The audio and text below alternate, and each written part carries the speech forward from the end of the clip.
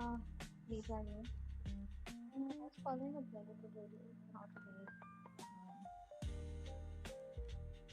UV mapping, and I was using the scrape tools. So it was for the scrape tools in the Blender 4.4 of this new version. The tools are a bit different from earlier. Like there are too many brushes, and there is a scrape brush that is missing. It's called Scrape Peak, and it's not here. There are the smooth brushes. And I don't know, felt very out of place. So I make a tutorial for myself and for others when I know this. So when I use the scrape brush, the normal scrape brush, I added my own brush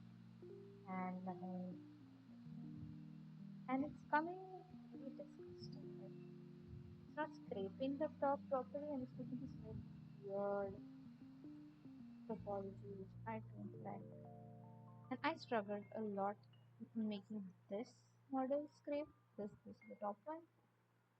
And I realized that there's a reason why they have given a single scrape brush. These are the smooth and fill ones, but this is a single one, and it's called multiplane. So sorry. So I realized that I wanted a clean one. Like if I show you the tutorial, um, he's getting these clean edges. Okay, yeah, these clean edges. So basically, we have to go down here in the properties of the brush, and there is this multi-plane scrape. Now when I click on this drop down, I have all these different scrape brushes, like more options, and basically I need to just scrape. I click on scrape.